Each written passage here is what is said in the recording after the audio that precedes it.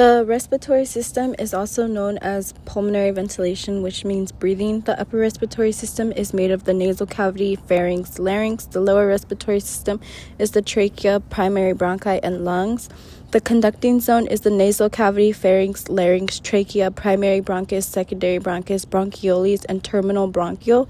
It filters, humidifies, and warms air. Respiratory zone is the respiratory bronchial, alveolar ducts, alveolar sacs, and that's responsible for gas exchange. Gas exchange primary site is alveoli. Alveoli are surrounded by blood capillaries, and the rapid gas exchange occurs through type 1 cells. Type 2 cells are responsible for producing surfactant, which reduces alveolar surface tension. Alveoli are sac-like. Type 1 are flat epithelial cells. Type 2 are cuboidal. The volume and pressure are inversely related, so when you're inhaling, your diaphragm contracts, moves down, and the lung volume increases, whereas pressure decreases. Exhalation has your diaphragm relax, lung volume decreases, thus pressure increases. The lung volume and capacity equations are total lung capacity is TLC equals TV plus IRV plus ERV plus RV. Vital capacity is VC equals TAV plus IRV plus ERV. Inspiratory capacity is IC equals TV plus IRV. Functional residual capacity is FRC equals ERV plus RV. The male TV is 500. VC is 4800. For female TV is 500. VC is 3100. Restrictive versus obstructive diseases means restrictive. The volume is always decreased. Obstructive, the volumes are normal, but flow rates are impacted.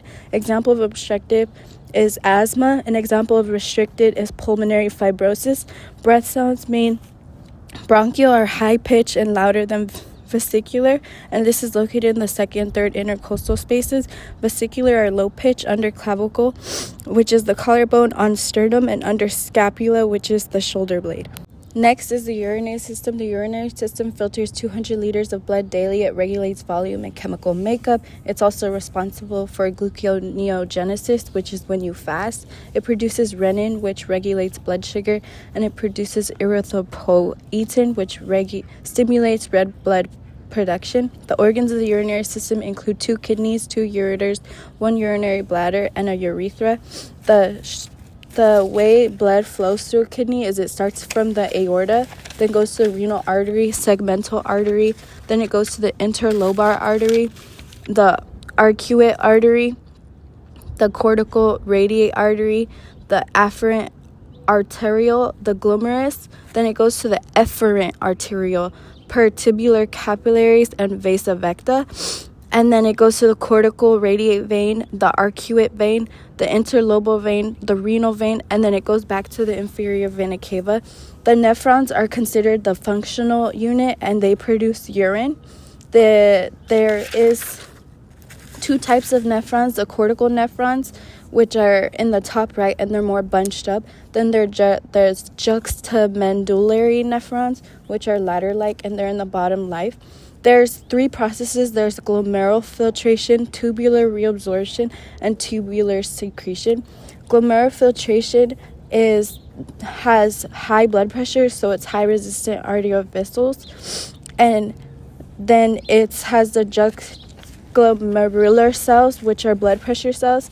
Next is tubular reabsorption.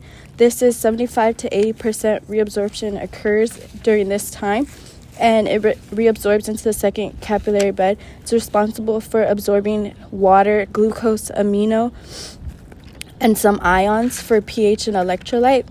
Then tubular secretion is the reverse process of tubular reabsorption.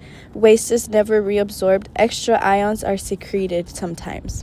The urinary bladder fills and triggers a parasympathetic response, causes relaxation of the internal urethral sphincter, and then the pons is activated, which relaxes the external sphincter. The capacity is 200 to 300 mLs, and it triggers the reflex. The urine analysis, glucose could mean diabetes. Protein could mean pregnant or severe hypertension. Ketone bodies means ketones. Kidney stones, erythrocytes could mean anemia. Hemoglobin could mean anemia. Nitrite could mean a UTI. The Biopigment could mean hepatitis. The leukocytes could mean UTI. Also, kidney stones are basically salt and minerals that have solidified. This is considered renal calluci. For the diagrams, the lung and the layers of the chest wall, the intercostal muscle is the pink/red area touching the rib. The rib is the cone. The parietal pleura is the lavender little sliver closest to the rib. The pleural cavity is the dark purple tube. The visceral pleura is the one closest to the lung, the lavender little sliver, and the lung is the pink area. Next, for the kidney dissection, the renal cortex is the area between the petals and the capsule wall. The renal medulla is the entire petal. The major calyx is the spider web structure, but it's the top of it. The papilla of the period is the base of the petals. The renal pelvis is the center of the spider web structure. The minor calyx is the lower spider web structure. The ureter is the tube that comes out. The renal pyramid is the center of the petals. The renal column is the section between the petals that is not dark. The fibrous capsule is what's considered the outside of the kidney.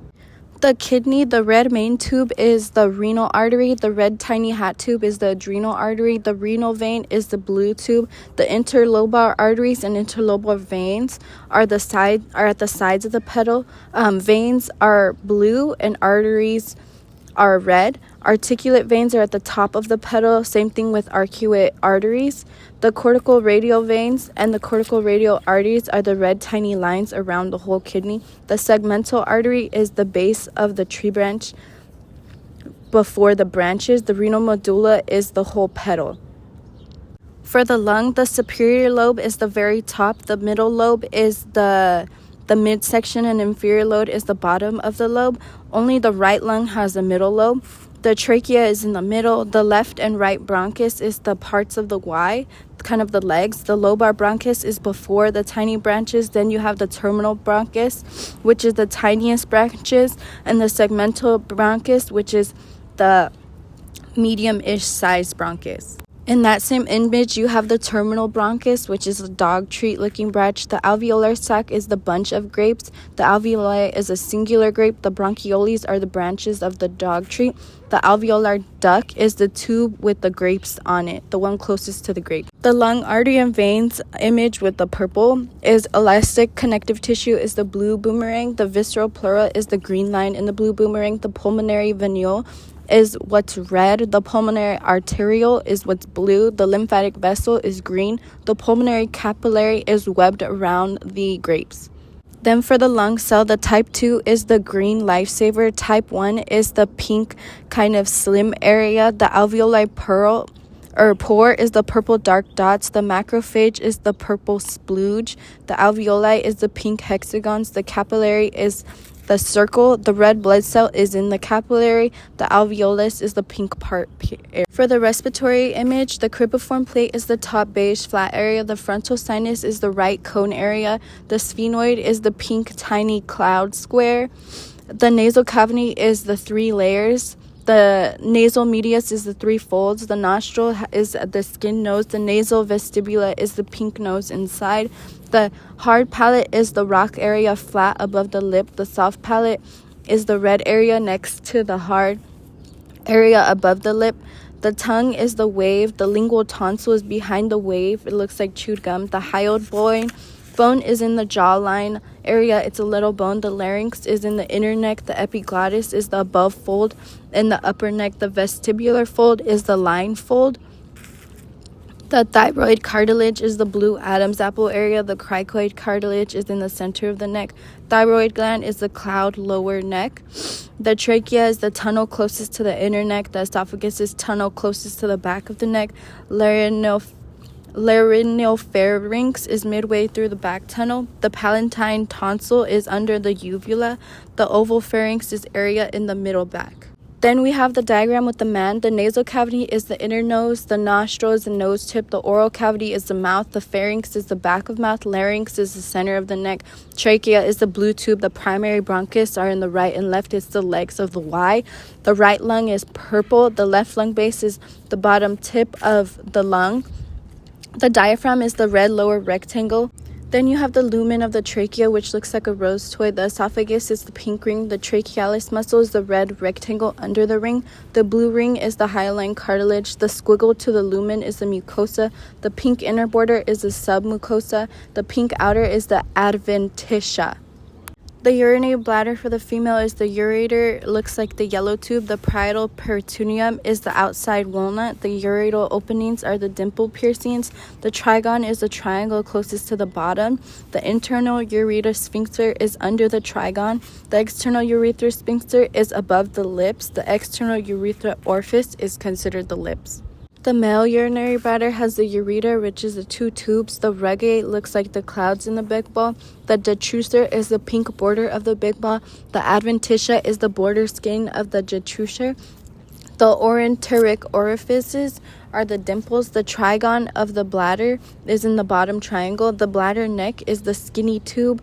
The internal urethra sphincter is outside the bladder neck. The prostate is the yellow ball. The prostatic urethra is the tube in the yellow ball. The intermediate part of the urethra is beneath the yellow ball. It's a tube beneath the yellow ball. The external urethra sphincter is the pink area on the side tube between tube and the tiny walls. Urine genital diaphragm is the pink rectangles. It's the base. The spongy urethra is the skinny long tube. The erectile tissue is the spongy shaft area. The external urethra is the tip. The upper respiratory tract and lower respiratory tract is the nasal cavity is the blue region. The pharynx is the middle of the blue region. The larynx is where blue meets the green region. The trachea is the green tube. The primary bronchus is the white. The lungs is the pink area. Then in the one of the blue throat, the epiglottis is the whale fin above the hyaloid bone. The hyaloid bone is the yellow area. The thyroid cartilage is the curved V shape. The laryngeal prominence is the corner in the V, the kind of the apex of the V. The cricotracheal ligament is on top of the tracheal cartilage. The cricoid cartilage is the kind of trapezoid with block area. The tracheal cartilage for that one is the tube on the bottom. The extended trachea is the thyroid cartilage where the curved V is. The larynx is entire area above trachea. The cricoid cartilage is the top part of the trachea. The carina is the last part of trachea before it splits. The primary bronchus is the Y. Then the vocal folds is the one that looks like a pussy. The tongue is at the very top. The epiglottis is the top lip. The vestibular fold is the vertical lip. The vocal fold is the white fold. The glottis is the entire opening. The cuneiform cartilage is the bottom lip side area. The canaliculate cartilage is the bottom lip, but you can see it's like kind of a ball area. It's the one most inner towards the opening. For the spirographic diagram, the inspiratory reserve volume is the top, the tidal volume is the second layer, expiratory residual volume is the third layer, residual volume is the last layer, inspiratory capacity is 1 plus 2, functional residual is 3 plus 4, vital capacity is 1 plus 2 plus 3, total lung capacity is all four of them together. For the one that looks like a light bulb, the cortical radial artery is the vertical tube. The afferent arteriole is the tube connected to the vertical tube. These are red. The glomerulocapillaris is where the tube soup is. The efferent arteriole is takes the tube soup out. The glomerular capsule is the bowl that's holding the soup. The rest of the renal tubule contains filtrate. The peritubular capillary is where the purple ombre begins. The cortical radiate vein goes from the purple. The urine comes from the yellow tube. It's labeled F. In the big image, it has the cortex medulla junction, which is the x-axis, the vasa recta, which is the purple ladder, the collecting duct is the yellow tree trunk, the cortical nephron is on the left side, it's the short looped one, it's further from the cortex medulla. The juxtamedullary nephron is on the right side, it's long looped, closer to the cortex medullary. The juxtamedullary nephron is the one that looks like a ladder. The glomerulus is the meatball, the glomerular capsule is the meatball, is the yellow holder. These two make up the renal corpuscle. Nephrons are structural functional unit of the urinary tract system. The afferent arteriole is the red tube supplying the meatball. The cortical radiate is the vein, the blue one, and the artery is the red one. Then you have the two types of nephrons. The cortical is the efferent arteriole peritubial capillaries. Then the juxtamedullary, which is the lateral leg, has the efferent arteriole, supplies the vasa vecta.